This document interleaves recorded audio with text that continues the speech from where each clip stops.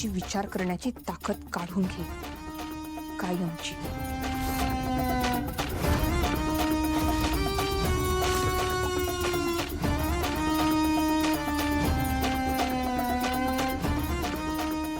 तू माझ्यातली ताकद काढणार?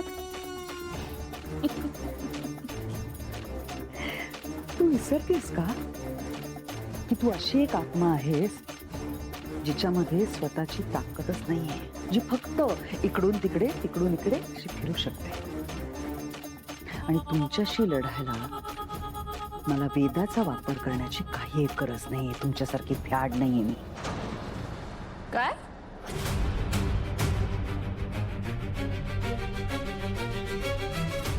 काय म्हणालीस तू?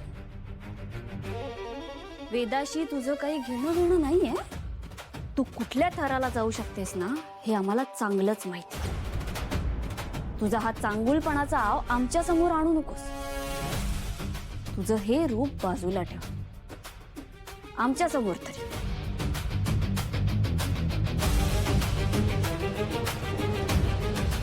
माझं खरं रूप बघण्याची फार घाई झालीये का तुला? बघ, हेच आहे माझं खरं रूप, जे काळालाही जुमानत नाही असं चिरतरुण रूप.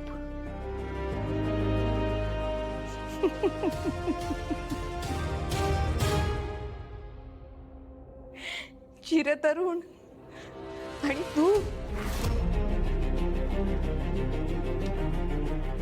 वय झालंय आता तुझं मंजिरी,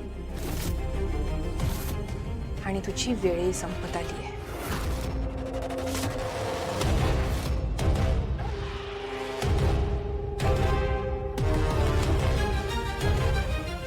माझ्या नादाला लागू नकोस ना तू, नाही तर तुला अशा ठिकाणी पाठवून देईन जिथे ना स्वर्ग दिसेल ना नरक. आणि तू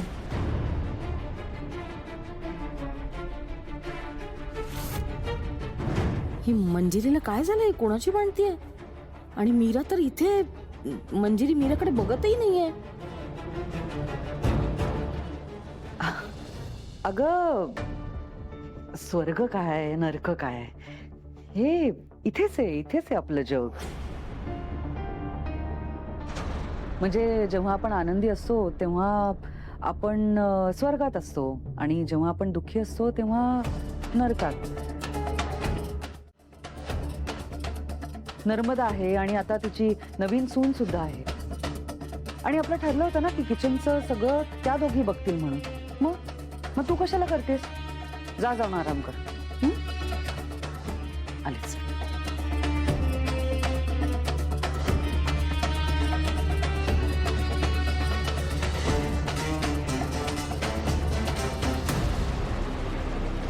मीरा, नर्मदा त्यांनी पाहिलंय, त्यांना संशय येणार नाही ना?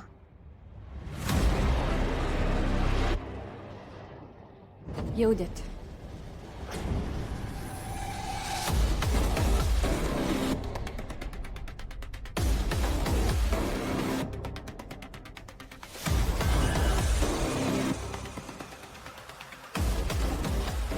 येऊ दे?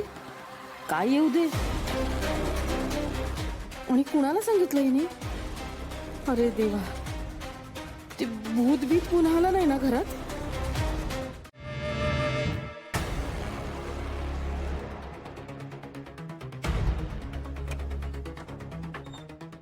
Good morning.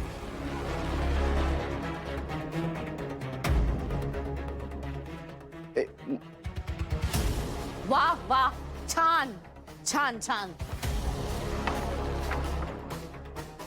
झोपा काढताय तुम्ही दोघ जण इथे?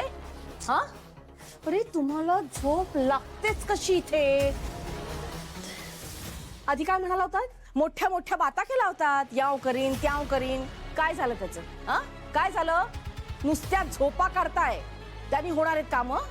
काय काय काय झालंय? सकाळ सकाळी इतकी चिडचिड का करताय? हे बघा, हे प्रकरण आता सोपं राहिलेलं नाहीये. कुठलं प्रकरण? आता मी किचन मध्ये गेले होते ना, तेव्हा मंजिरी आणि मीरा दोघीही होत्या. पण मंजिरी मीराकडे बघून बोलत नव्हती. ती दुसरीकडे बघून बोलत होती आणि चिडून बोलत होती.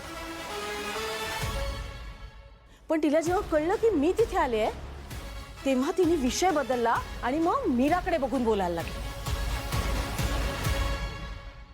ती बाहेर गेल्यानंतर मीरा म्हणाली, येऊ दे येऊ दे.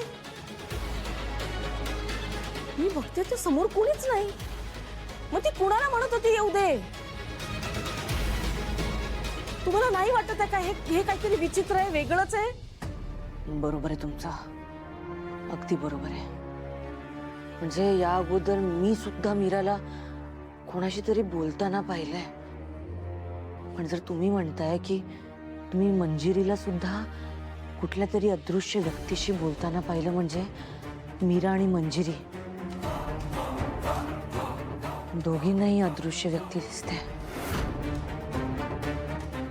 तुम्ही बरोबर बोलताय. हा मॅटर दिसतो तेवढा सोपा नाहीये. काहीतरी भयानक घडतंय. One sec you mean to say की एक इनविजिबल पर्सन आहे जो या दोघींची पॉवर आहे, राईट? अरे मग सोपं आहे ना.